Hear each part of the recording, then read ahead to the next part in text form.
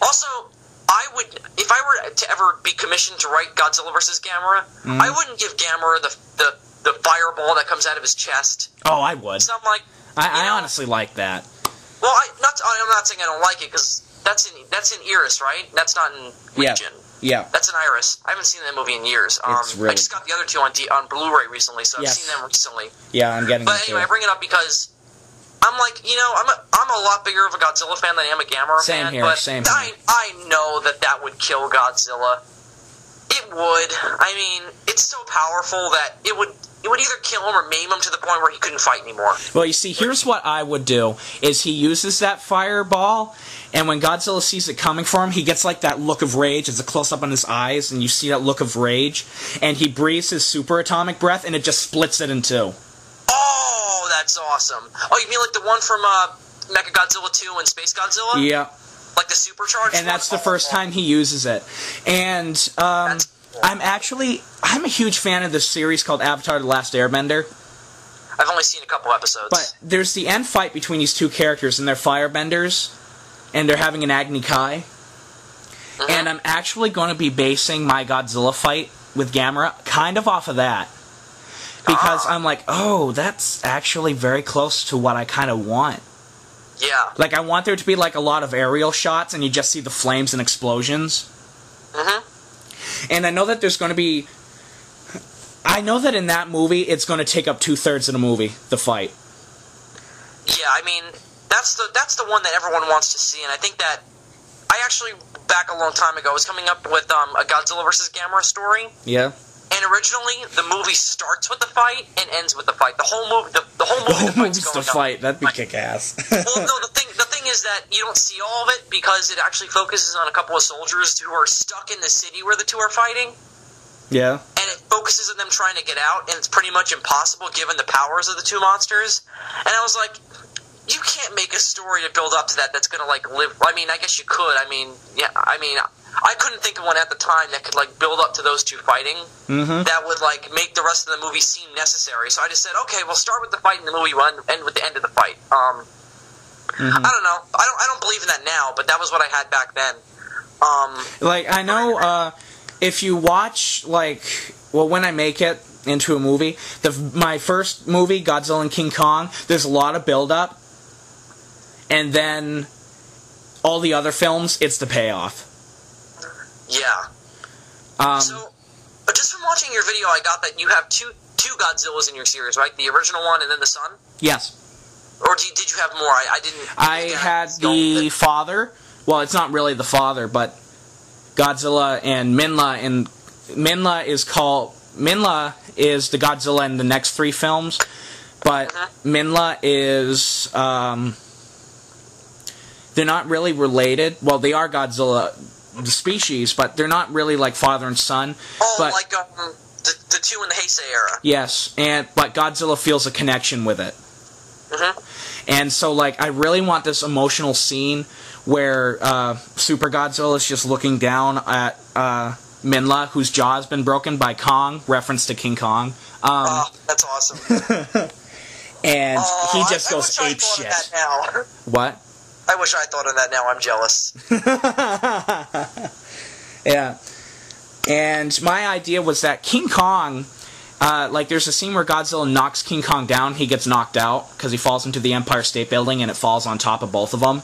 Oh, jeez. But Godzilla gets back up and walks away. And then Kong gets back up. And this is going to be the only fight, or the only reference to King Kong versus Godzilla that I'm going to take in the fight scene, is Godzilla turns around and breathes his atomic breath at King Kong, and it explodes in front of him, and Kong just runs through the smoke. Oh, you know what's sad? What? I know the exact shot you're referencing. Yeah. I have that movie memorized. I know the exact shot you're referencing. Yeah.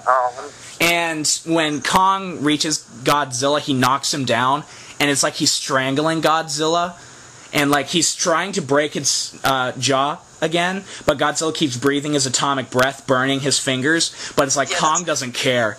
He's just so pissed off at Godzilla. Yeah. And, you know, one of the, by far, in my opinion, and I'm afraid I'm going to get backlashed for it, is Kong is like the most three-dimensional monster in that movie, because at the beginning Kong is very much like, oh, he's been displaced, and like I even want to have a scene where he saves this woman from falling off a cliff from an evacuation, and he just places her back on top of a cliff. But there's a scene where the leader, who is in charge of killing King Kong, makes this plan, and of course Kong gets away, and they make eye contact.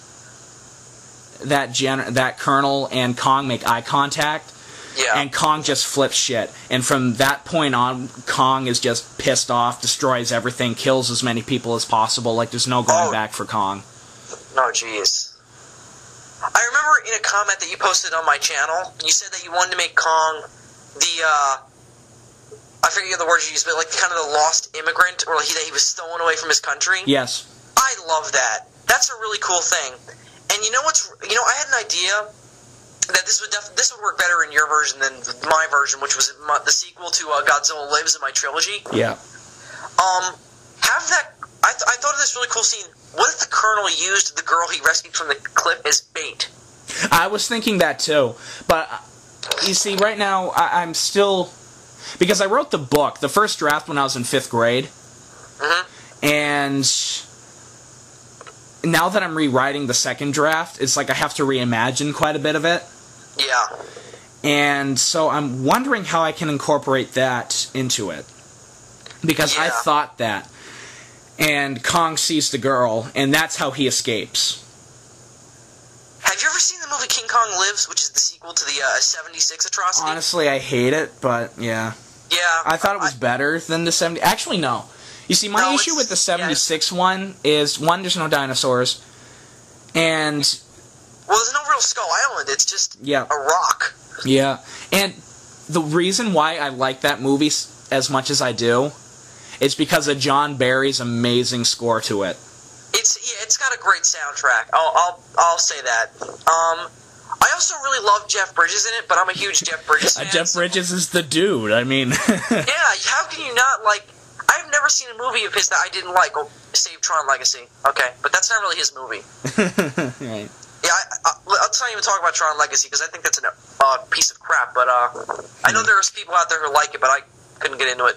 Anyway, my point is, my favorite scene in that movie, and it is all Jeff Bridges' performance, is in the first 15 minutes where they're in that conference room, and they're talking about the legend of Skull Island. I'm like, this is really creepy.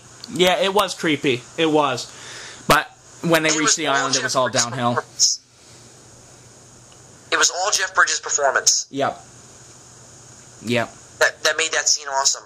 My favorite line is when he's like, the canoe came back with blood written in it, and it said "stay away" or some other cryptic bullshit. And it said there was a slouched over humanoid creature. I got this really creepy image in my head. I'm like, oh, Me too. And they never show it, and that shows the power of how much of an actor's performance can carry a movie. And I always thought, remake the Odo Island scene in a Godzilla remake, and have one of the islanders say something akin to that. And make Godzilla sound really creepy before you even see him. Okay, I think you might like this. In my King Kong, Godzilla vs. King Kong, when the people arrive on that island, which in mine it isn't a undiscovered island, but it's just an island that hasn't really been explored before. Oh, okay. And so when they go there, they see all these buildings of a ruin of a lost civilization there, and they are praying to something called Baradagi, which winds up being Varan. Oh, that's cool. And what happens is that they discovered that the Japanese were using that island as an air base, and it was destroyed by something. And I'm alluding to Varan destroyed it. That's really creepy. And have one of you should definitely have one of the villagers tell that story in a creepy way. That would be really effective. Well, in my opinion, I don't know. I was thinking of having a few people that just live on the island, but my idea was that they're all dead. Right. That they were murdered by the Japanese. Oh.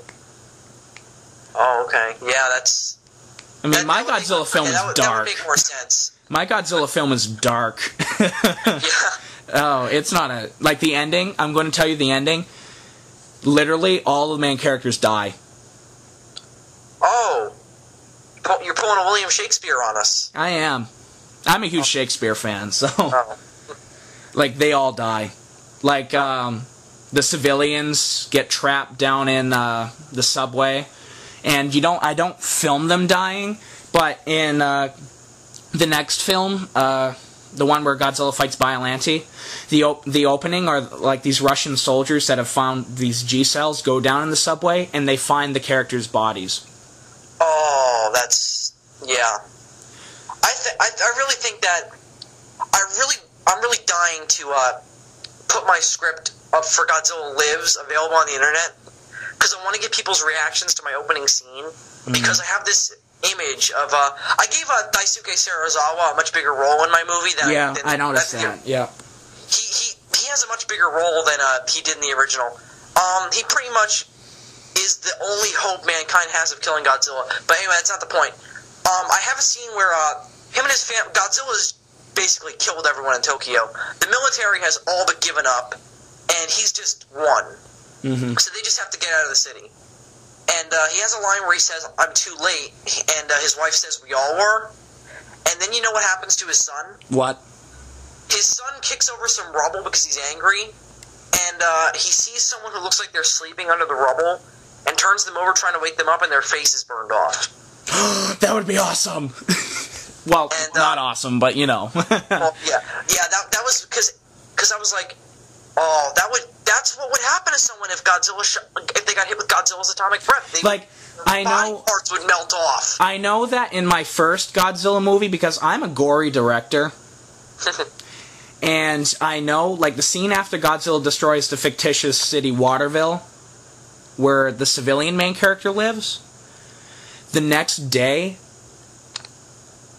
I bet you can see where I'm going with this. I'm gonna show people like getting their arms amputated, people with like burns. There's gonna be piles of dead bodies all around, and people are burning the dead bodies because of the radiation. Oh, jeez. And I can already picture this happening. Is my Godzilla film is going to wind up being like Conquest from the Planet of the Apes. So you're gonna have an R-rated. It's gonna be R-rated. It's probably gonna be R-rated. I like that. And I've never had the balls to try and make an R-rated Godzilla movie. Well, I've got the balls. I tip my hat to you for that, sir. Yeah, like I can already picture like the studio's gonna be like, nope, that can't do, that can't do, that can't do, that can't do, and they're gonna splice it up, and by the end, it's not gonna be my movie. And then I'm going to just picture some crazed fan is going to be like, okay, Adam, what's your cut of the movie? Let's see what you got. It'll be like Richard Donner with Superman. Yeah. Let's see what you got, Broham. That's the beauty of director's cuts. I love director's cuts. I mean, of course you're not going to make the money or get the recognition that you would have liked, but your movie will get out there and fans will see it and appreciate it more. It happened with Conquest of the Planet of the Apes, happened with Daredevil, it happened with Superman 2, and I'm kind of... Oh, and I think it's going to happen with Rise of the Planet of the Apes. Uh-huh. Oh, that was so good.